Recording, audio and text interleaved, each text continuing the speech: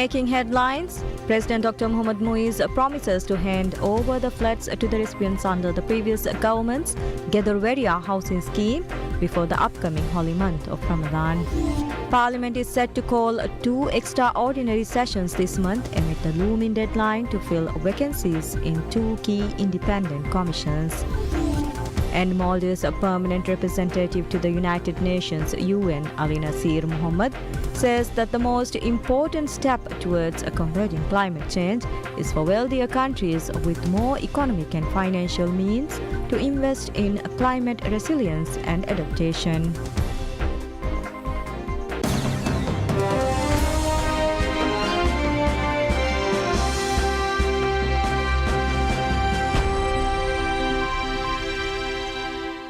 Bismillahirrahmanirrahim. Assalamu alaikum and welcome to PSN News in English with me, Idham Naim. President Dr. Mohammad Muiz asked the people to attach certainty to their hopes that the current administration will deliver on his presidential pledges. Speaking to reporters after ending his 3-day visit to islands in Huadu Atoll, the president said he was pleased with the outcome of the visit as he was able to hear firsthand the concerns of residents. That engagement, according to the president, will enable the administration to deliver developmental projects to the will of the people. President Muiz said the people have high hopes for his administration and assured that he will definitely deliver on his presidential pledges. He reiterated that the government will deliver on its pledges according to people's wishes and reaffirmed that the current administration stands firmly in service of its citizens.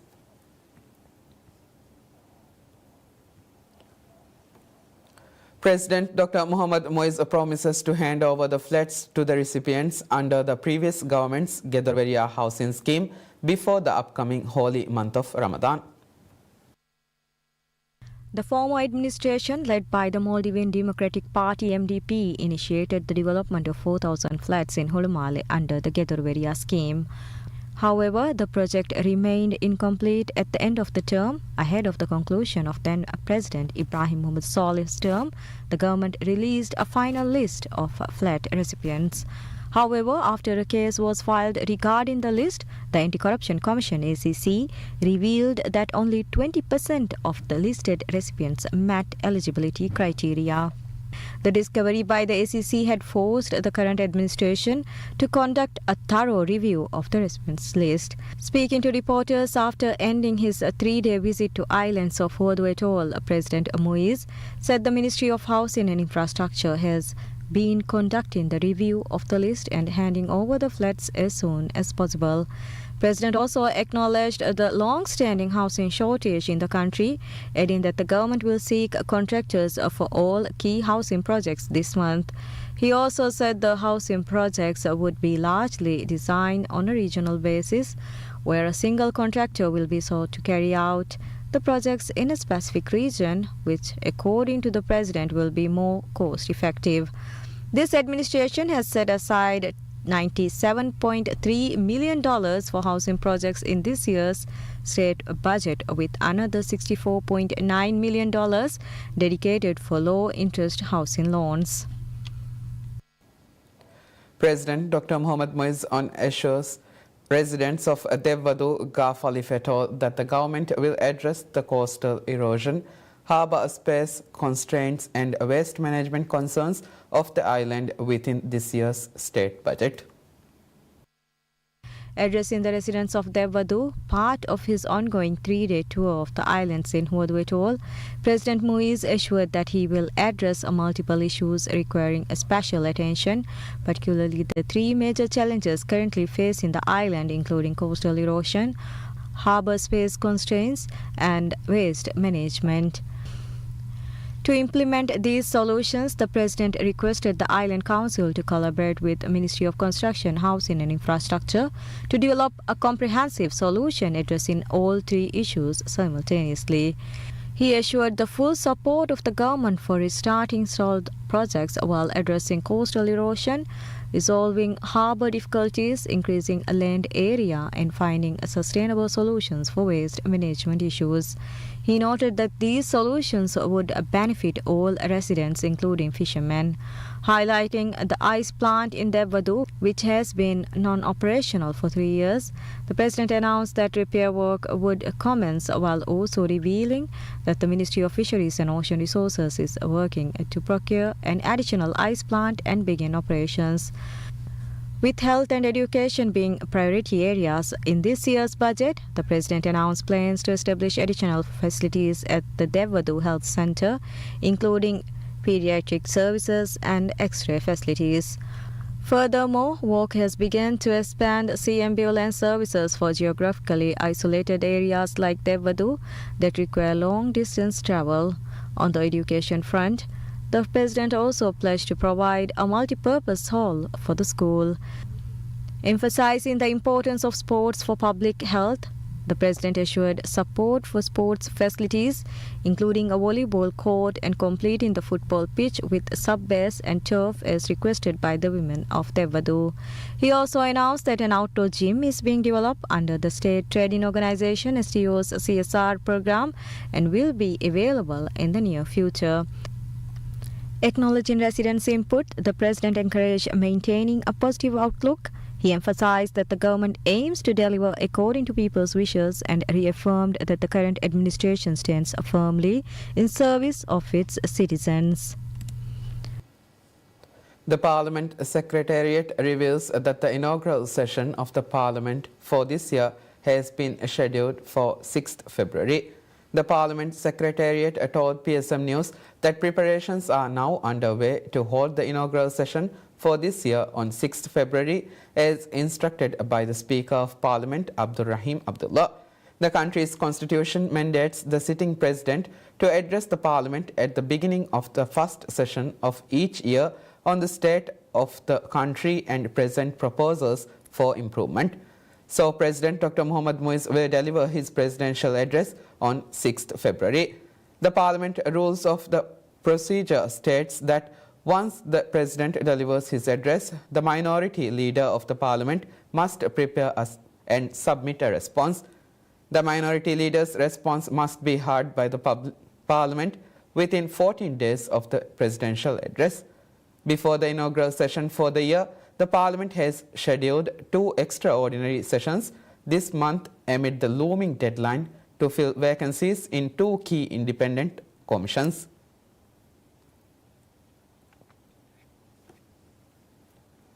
Parliament is set to call 2 extraordinary sessions this month amid the looming deadline to fill vacancies in 2 key independent commissions. Chief ruling party lawmaker and Inguradu constituency MP Ibrahim Falah said the 2 extraordinary sessions will be held on 16th and 20th January. The extraordinary sessions are being held to vote on the nominations for the Elections Commission (EC) and Maldives Broadcasting Commission (MBC), in addition to other urgent orders of business that are in need of immediate Parliament attention, Falah explained. The Parliament ended its sessions for 2024 and is currently in recess until the first week of February. President Dr. Mohammad Muiz has sent in nominations for membership of the EC and MBC for Parliament approval in December last year. The nominations were sent as the terms of Broadcasting Commission President Mariam Wahida and Commission member Ali Yusuf has expired. The President has sent a dozen names to the Parliament in order of his preference. The President has also sent 2 names to Parliament for appointment to the Election Commission after the post of Vice President Ali Nashat and member Muhammad Asif became vacant. However, the Parliament was unable to approve the nominations before going into recess last year. According to the Elections Commission Act, any vacancy of the EC members must be filled within 60 days, which will expire well before the Parliament sessions begin for the year. Maldives Permanent Representative to the United Nations (UN) Ali Nasir Mohammed says that the most important step towards combating climate change is for the wealthier countries with more economic and financial means to invest in climate resilience and adaptation. During an interview with the CGT and UN, the UN envoy highlighted that Maldives has been calling on the global community to help the Maldives and other small island developing states to protect their biodiversity and to take immediate actions to reduce carbon emission and help countries to build resilience since the first ever Small States Conference in 1989. Ali Nasir pointed out that building resilience is the common challenge faced by every country. According to Ali Nasir, Maldives has been continuously advocating for more funding for building resilience precisely for that fact. Speaking on Maldives' pressing need for climate adaptation, Ali Nasir said the ocean is part of its culture and its people have an emotional attachment to the ocean, describing its biodiversity as sacred to the Maldivian people. However, the Indian Ocean tsunami in 2004 proved that nature cannot be taken for granted, he added. So, in the aftermath of devastating disaster, Maldives has brought radical changes to the design and construction aimed at developing safe islands, Ali Nasir said.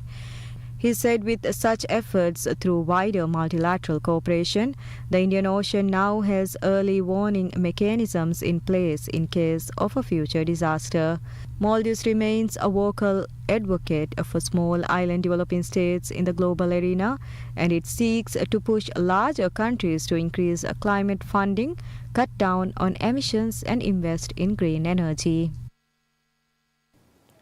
Minister of Foreign Affairs Dr. Abdullah Khalil extends condolences and expresses solidarity with his Chinese counterpart Wang Yi following the devastating earthquake in China's Zhejiang Autonomous Region. In his message to Minister Wang, Minister Khalil conveyed his profound sorrow over the tragic loss of lives, the injuries sustained and the extensive damage to property and infrastructure in Dingri County. The earthquake that struck southwest China's Zhejiang Autonomous Region caused widespread devastation and prompted national distress. The powerful earthquake struck a remote region of Tibet, resulting in at least 126 fatalities and more than 100 injuries, with tremors felt in Nepal, Bhutan and parts of northern India. The United States Geological Survey reported a magnitude of 7.1 on the Richter scale, while the China Earthquake Network Center CENC recorded a magnitude of 6.8. The earthquake's epicenter was in Shingatse's high-altitude county of Dingri, located on the Chinese side of Mount Everest and home to about 62,000 people. At least 126 people were killed and 188 others were injured, according to Chinese media.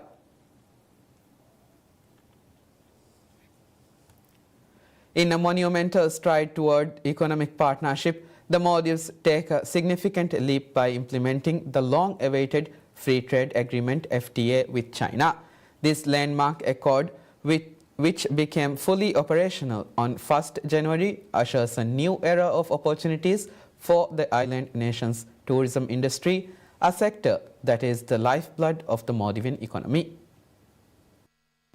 Travel agents and tour operators, the unsung heroes of the tourism sector, stand poised in the brink of transformation, according to the government. With the FTA in effect, these key players can now expand their horizons to the vast Chinese market, tapping into a lucrative source of potential visitors. This agreement, originally signed in 2014 and approved by the Parliament in 2017, faced a suspension in 2018 due to the change in administration. However, President Dr. Mohamed Muiz, who took office in November 2023, has been steadfast in his efforts to revive the agreement, seeing it as a cornerstone for economic rejuvenation. The implementation of the FTA is expected to significantly benefit local travel agencies, according to the government. The potential for increased trade and commerce ties between China and the Maldives is immense, with the agreement expected to strengthen investments and attract a wave of new investors from China. China has long been a vital source market for Maldivian tourism. In 2024 alone, over 2 million tourists visited the Maldives, with Chinese tourists accounting for a substantial 12.9%, totaling over 241,000 visitors. The government believes that the FTA will empower travel agencies to better market their services and travel destinations in the Maldives to Chinese tourists, further boosting these numbers.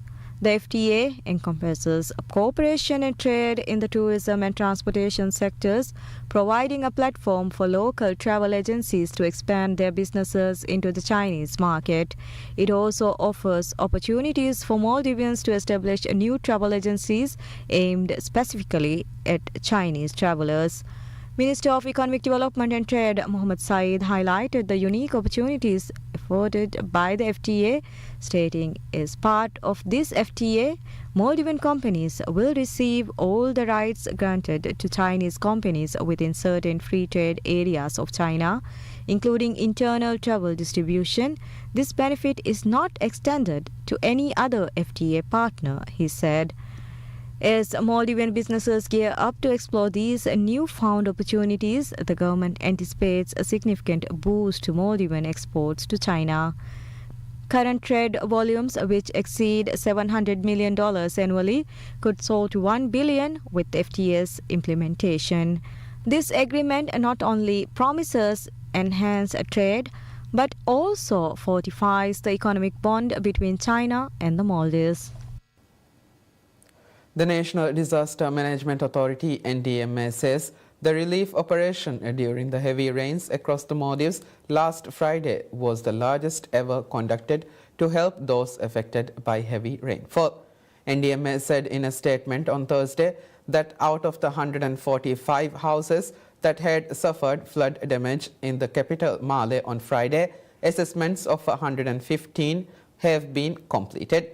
In addition, out of the total 8 islands in the atoll that had reported flooding, 73 houses from 4 different islands have been assessed, NDMA said. According to NDMA, the damage to households in Male amounted to USD 142,000, while the figure in the island stands at USD 51,800. However, the amount excludes businesses, warehouses and agricultural land, NDMA added.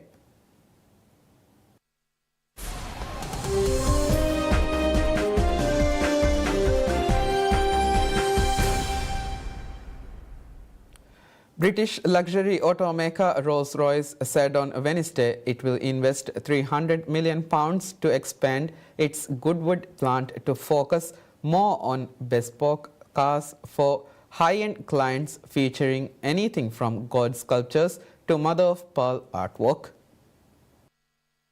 As with other high-end automakers, Rolls-Royce has seen a rise in demand for high-margin personalized car content from wealthy consumers. In 2024 alone, the BMW-owned company said its artisans crafted exquisite details that included solid 18-karat gold sculptures, embroideries consisting of more than 869,500 stitches, wood veneers including 500 individually shaped pieces of wood, and holographic paint finishes. The investment is the largest since the plant opened in 2003, when it employed 300 people and made 1 car a day, the company said. Today, Goodwood employs 2,500 people and produces 28 cars daily, it said. Rolls-Royce also said that globally it sold 5,712 cars in 2024, a drop of more than 5% versus the 6,032 cars sold in 2023, which it said was in line with its expectations as it switches over the new models. The prospects of US President-elect Donald Trump following through on a threat to introduce tariffs is also not going to derail Brown Ridge's vision of the company's future.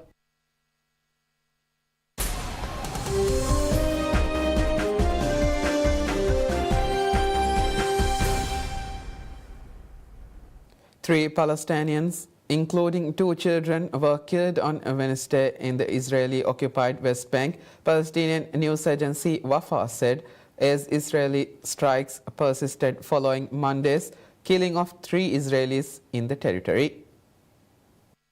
The Israeli military said its air force struck a terrorist cell in the area of Tamun, a town northeast of Nablus city. It told Reuters it was looking into reports children had been killed in the strike and would respond shortly. Wafa said 2 boys aged 9 and 10 were killed by a drone strike, which also killed a 23-year-old man. The 2 boys were cousins, family members said. Funerals for the victims were held on Wednesday evening, with thousands of people turning out on the streets of a town in northeastern West Bank. Violence in the West Bank has intensified in parallel with 15 months of war between Israel and the Palestinian group Hamas in Gaza, with killings by Palestinian militants, increased Israeli military raids, and a rise in revenge attacks by Jewish settlers. Hundreds of Palestinians and dozens of Israelis have been killed in the West Bank since the start of the Gaza conflict. Raging wildfires surrounding Los Angeles spread to the Hollywood Hills on Wednesday after 5 other fires in the area killed at least 5 people, destroyed hundreds of homes, and stretched firefighting resources and water supplies to the limit. The so-called Sunset Fire in Hollywood Hills doubled in size within minutes to 20 acres on Wednesday, CAL FIRE said. The LA Fire Department issued an evacuation order for people in an area within Hollywood Boulevard to the south, Mulholland Drive to the north, and 101 Freeway to the east, and Laurel Canyon Boulevard to the west, all iconic addresses for people in the entertainment industry. Within that area is the Dolby Theatre, where the Oscars are held. Next week's Oscar nominations announcement was already postponed by 2 days because of the fire, organizers said. Though relatively small compared to the others, the Sunset Fire burned just above Hollywood Boulevard and its Walk of Fame. It would need to cross the 101 freeway to endanger the Hollywood sign and Griffith Observatory further up in the hills.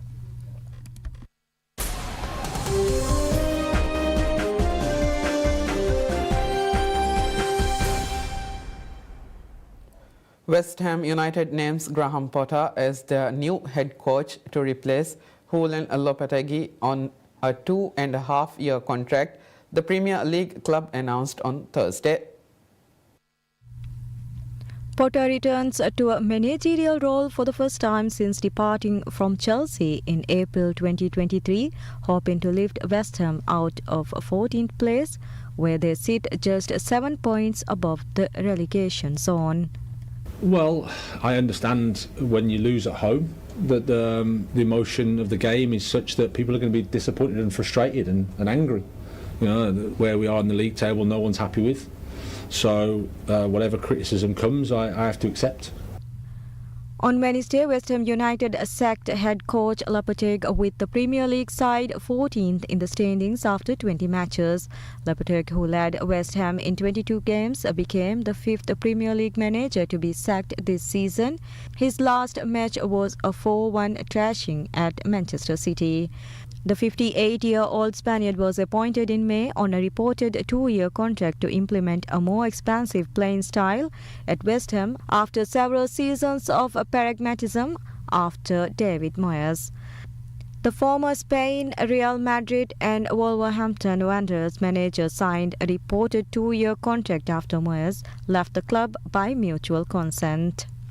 West Ham were knocked out of the League Cup 5-1 by Liverpool in September in their last 2 Premier League games, suffered back-to-back losses to Liverpool and City, conceding 9 goals. Lopetegui's most successful stint in club management came at Sevilla, where he spent 3 years in charge and led the La Liga side at the Europa League title in the 2019-2020 season.